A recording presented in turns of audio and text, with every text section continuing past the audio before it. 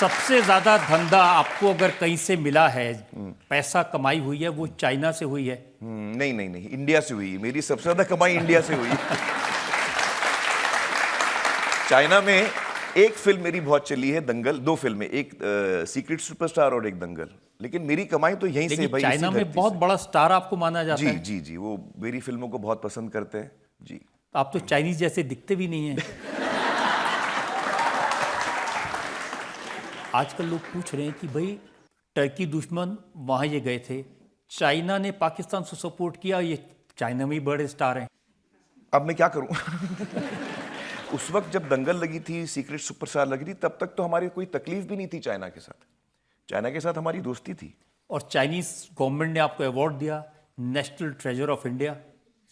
हाँ, उन्होंने मुझे अवार्ड दिया है, नेशनल ट्रेजर ऑफ इंडिया। लेकिन आप ये सोचिए, उन्होंने ये नहीं कहा नेशनल ट्रेजर ऑफ चाइना, उन्होंने कहा नेशनल ट्रेजर ऑफ इंडिया।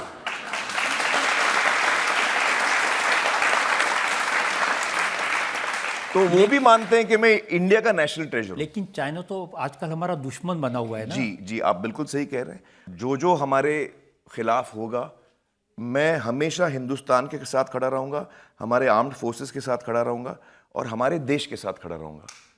आज देखिए, इंटरनेशनल कम्युनिटी को यह समझना बहुत जरूरी है कि भाई उन्होंने हमारे इनोसेंट सिविलियंस को एक टेररिस्ट एक्ट से मारा है। यह पूरी दुनिया को समझना चाहिए कि पहल उन्होंने की है। उन्होंने हमारे इनोसेंट लोगों को मारा है। यह कोई तरीका है? यह इंसानियत पे हमला है। उनको तो शर्म आनी चाहिए कि उन्होंने ऐसा किया। कोई भी मजहब यह नहीं कहता कि आप इनोसेंट लोगों को मारो। और ये टेररिस्ट जो कर रहे हैं, मैं उनको इस्लामिक मानता ही नहीं हूं। मैं तो उनको मुसलमान नहीं मानता हूं, क्योंकि इस्लाम में लिखा है कि आप जब किसी को भी, आप किसी भी इनोसेंट आदमी को नहीं मार सकते। आप औरतों पे हाथ नहीं उठा सकते, आप बच्चों पे हाथ नहीं उठा सकते। ये सारी चीजें हमारे मजहब में है, इस्लाम में है।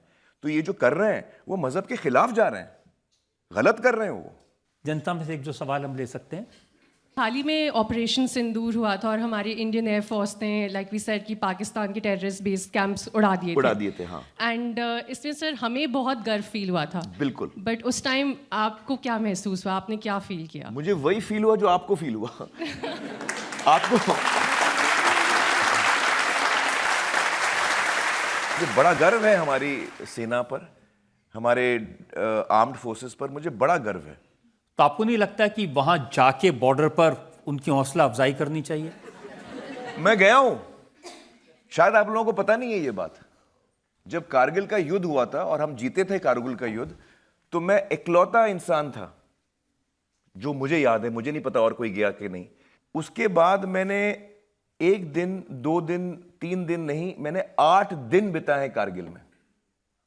मैं लेह में लैंड हुआ हूं सर, मैं लेह में लैंड हुआ हूं और वहां से लेके श्रीनगर तक जो सड़क जाती है, for 8 days I was on the road. और मैं हर रेजिमेंट से मिला हूं। मैं असम राइफल से मिला हूं, राजपूताना राइफल से मिला हूं, लद्दाख स्काउट से मिला हूं। जितने, मतलब अभी तो सारे रेजिमेंट्स के मुझे नाम भी याद नहीं है, लेकिन जितने रेजिमेंट्स थे उस 8 दिनों में मैं सिर्फ जवानों से मिला हूं।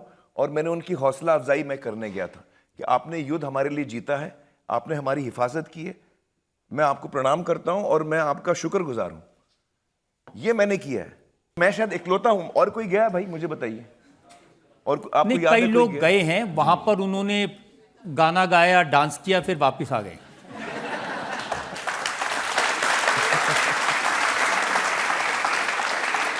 लेकिन जब आप गए थे तब की मुझे शिकायत याद है। जी। मुझे कहा गया कि आप ऑफिसर से नहीं मिले। जी, मेरी एक रिक्वेस्ट थी रजत जी, आर्मी के हाई कमांड से मैंने एक रिक्वेस्ट की थी कि मैं ये 8 दिन बिताऊंगा, जवानों के साथ बिताऊंगा। तो ऑफिसर तो जाहिर है रहेंगे वहीं, लेकिन मुझे पूरा वक्त जवानों के साथ गुजारना है। तो इसीलिए मैंने ये एक रिक्वेस्ट की थी कि मैं सिर्फ जवानों के साथ गुजारना चाहता हूँ, उसके साथ ऑफिसर्स भी हम लोग साथ रहेंगे। और अभी मैं वो बात फिर आई दिमाग में, फिर चली गई। गजनी हो गया यार।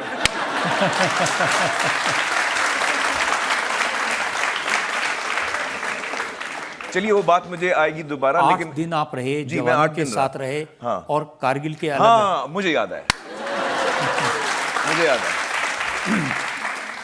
देखिए ये बहुत बड़ी बात सर, मैं ये बहुत बड़ी बात बोलने जा रहा हूं और आप मेरी बात से सहमत होंगे। मैं गया था वहां पे उनकी हौसला अफजाई करने। 8 दिन मैं जब रहा उनके साथ तो मुझे रियलाइज हुआ कि हमारी जो इंडियन आर्मी है, जो हमारे जवान हैं, उनको हौसला अफजाई की जरूरत ही नहीं है।